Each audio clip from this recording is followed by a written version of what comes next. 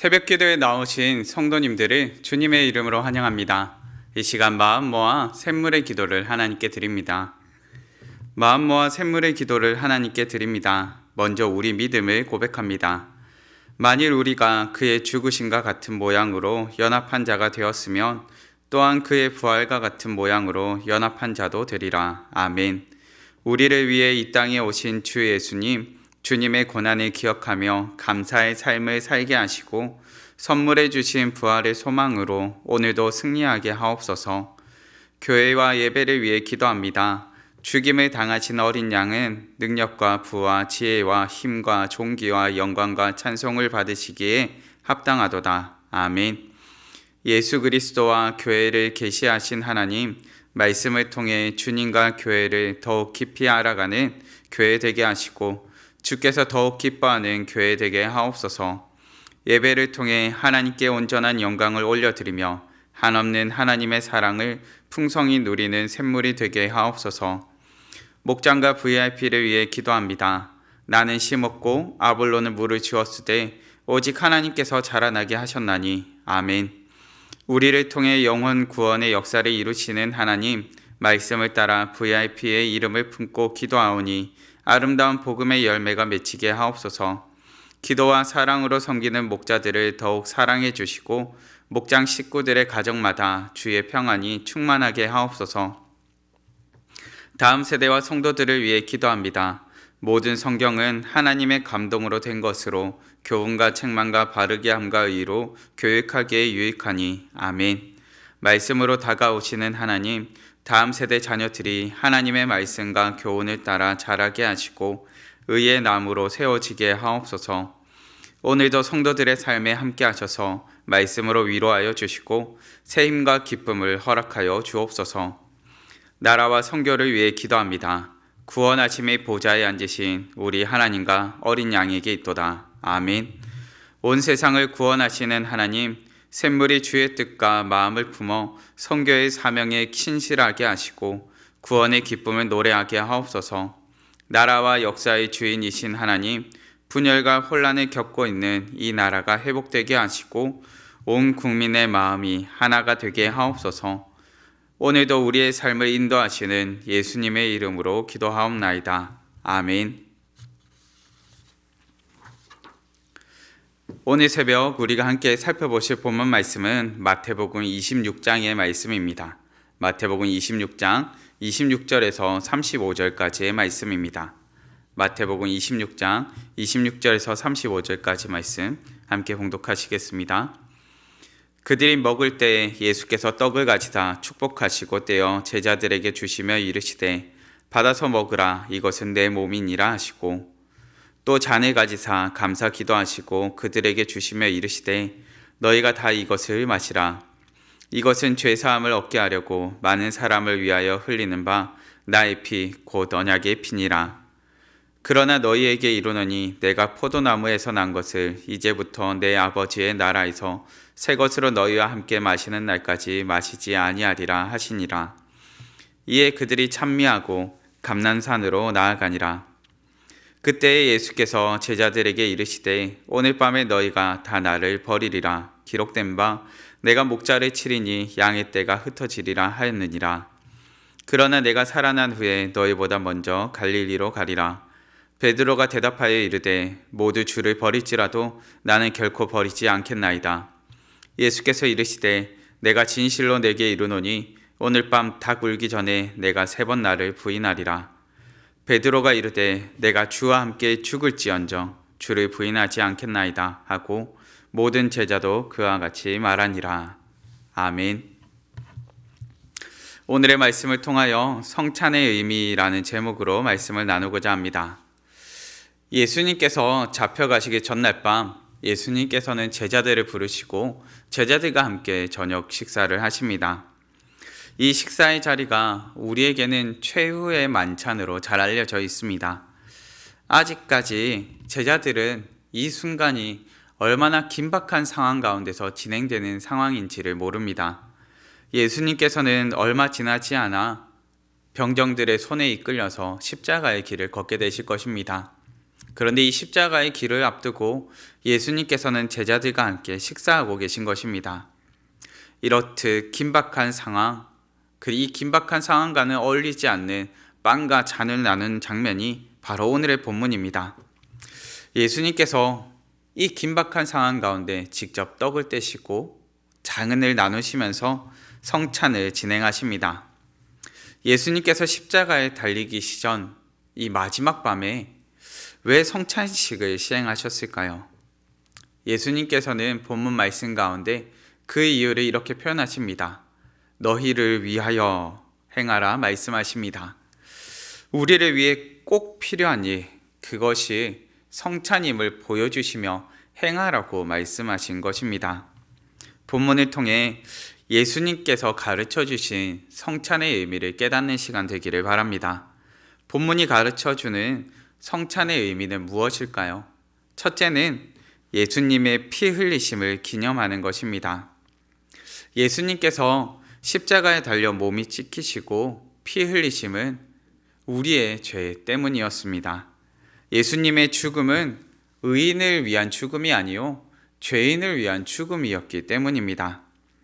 우리는 성찬을 통해 나 같은 죄인을 살리기 위해 피 흘리신 예수님의 죽으심을 기억합니다. 본문 28절과 병행 본문이 누가복음 22장 19절 말씀입니다. 이것은 죄사함을 얻게 하려고 많은 사람을 위하여 흘리는 바 나의 피 곧 언약의 피니라. 또 떡을 가져 감사기도 하시고 떼어 그들에게 주시며 이르시되 이것은 너희를 위하여 주는 내 몸이라. 너희가 이를 행하여 나를 기념하라 하시고. 아멘. 예수님께서는 이 성찬을 행하시면서 예수님을 기념하라 말씀하십니다. 우리는 성찬식을 통해 예수님을 기념합니다. 여기서 기념이라는 표현은 기억이라는 표현과 함께 사용할 수 있습니다. 우리는 성찬식을 통해 예수님의 죽으심과 또한 예수님의 죽으심을 통해 이루신 죄 용서를 기억하는 것입니다. 2000년 전 십자가에 달려 죽으신 예수님, 그 예수님의 죽음이 오늘을 살아가는 우리에게도 중요합니다. 예수님께서 오늘을 살아가는 우리의 죄 때문에 죽으셨기 때문입니다. 예수님께서는 성찬을 행하시며 제자 한 사람 한 사람에게 떡과 잔을 나누어 주십니다. 이를 통해 우리는 예수님께서 몸이 찢기시고 피 흘리신 이유가 다른 누구도 아닌 바로 나의 죄 때문임을 고백하며 성찬에 참여하는 것입니다. 성도님들, 우리의 믿음은 예수님께서 왜 십자가에서 죽으셨습니까? 라는 질문에 나의 죄 때문입니다 라고 겸손히 고백하는 신앙입니다. 예수님께서는 복음을 믿고 회개하는 죄인들을 위해 죽으셨습니다. 그렇기에 우리는 성찬식에 있어서 겸손할 수밖에 없습니다. 성찬을 통해 나를 위해 피 흘리신 예수님을 기억하기 때문입니다. 성찬을 통해 우리를 위해 피 흘리신 예수님을 꼭 기억하시기 바랍니다. 우리는 본문을 통해 성찬의 의미에 관하여 살펴보고 있습니다. 본문이 가르쳐주는 성찬의 의미는 무엇일까요? 둘째는 예수님과의 교제에 참여하는 것입니다. 예수님께서 제자들에게 행할 것을 말씀하신 두 가지가 있습니다. 바로 세례와 성찬입니다. 세례와 성찬의 차이를 본다면 무엇이라 말할 수 있을까요? 인생에 한 번이냐 반복이냐 하는 것도 살펴볼 수 있겠지만 세례와 성찬의 가장 큰 차이는 바로 교제입니다. 성찬의 원뜻은 주님의 만찬이라는 의미를 담고 있습니다. 주님께서 베푸시는 만찬의 자리에서 함께 먹고 마시며 교제하는 것입니다. 우리는 성찬을 통해 예수님과의 교제 가운데 참여하며 예수님 안에서 성도의 교제 가운데 참여합니다. 바울은 이와 같은 장면을 고린도전서 10장 16절과 17절에서 이와 같이 기록합니다. 우리가 축복하는 바 축복의 잔은 그리스도의 피에 참여함이 아니며 우리가 떼는 떡은 그리스도의 몸에 참여함이 아니냐. 떡이 하나요 만일 우리가 한 몸이니 이는 우리가 다 한 떡에 참여함이라. 아멘. 우리는 성찬을 통해 모두 한 떡에 참여함으로 한 몸으로서의 연합을 누립니다. 우리는 이 연합을 그리스도 안에서 누리는 성도의 교제라고 말합니다.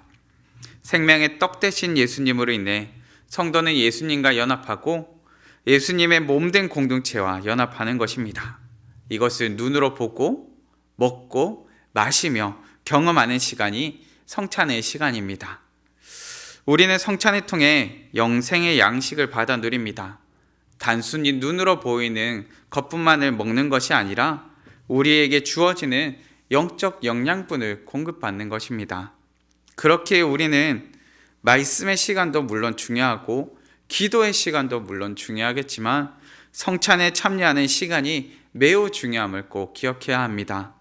성찬을 통해 예수님과 그 교제 가운데 참여하며 예수님 안에서의 연합에 참여하는 우리 되기를 바랍니다. 우리는 계속해서 본문을 통해 성찬의 의미를 살펴보고 있습니다. 예수님의 피 흘리심을 기념하는 것이요 예수님과의 교제에 참여하는 것임을 앞서 살펴보았습니다. 이제 본문을 통해 마지막으로 살피게 되는 성찬의 의미는 무엇일까요? 마지막 셋째는 예수님의 다시 오심을 소망하는 것입니다. 성도님들, 성찬에는 유통기한이 있습니다.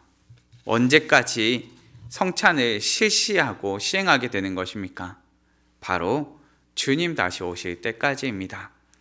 주님 다시 오실 때는 주님의 만찬을 실제적으로 경험하게 될 것입니다. 본문 29절 말씀입니다. 그러나 너희에게 이르노니 내가 포도나무에서 난 것을 이제부터 내 아버지의 나라에서 새 것으로 너희와 함께 마시는 날까지 마시지 아니하리라 하시니라. 아멘. 예수님께서는 하나님의 나라에서 함께 마실 그날, 우리와 함께 마실 그날, 주님 다시 오셔서 신랑 되신 예수님과 신부 되신 교회가 만나는 그날까지 포도나무에서 난 것을 마시지 않겠다 말씀하십니다.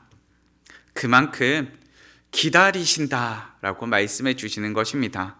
성도님들, 주님께서 다시 오실 것입니다.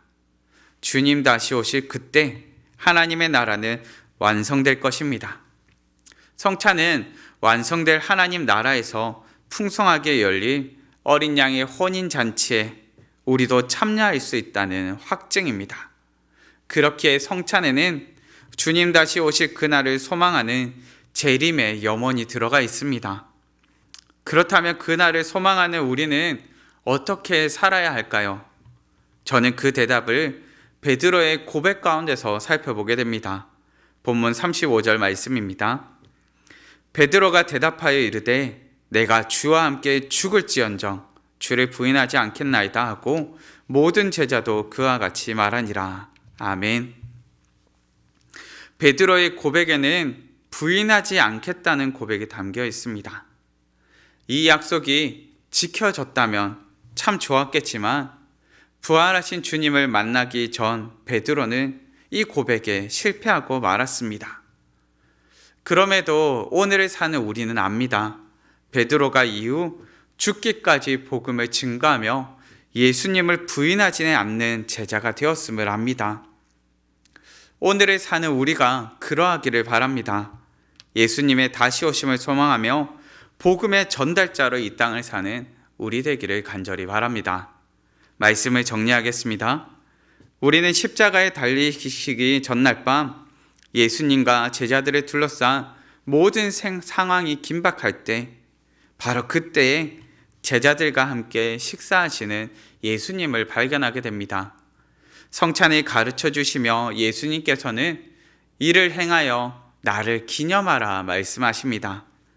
제자들과 우리를 위하여 주신 성찬의 가르침 가운데 우리는 예수님의 피 흘리심을 기념하는 것이요 예수님과 교제에 참여하는 것이며 예수님 다시 오심을 소망하는 것이 그 의미 가운데 담겨 있음을 깨닫게 됩니다. 성찬의 의미를 기억하며 성찬의 유익을 풍성히 누리는 우리 되기를 바랍니다. 함께 기도하시겠습니다.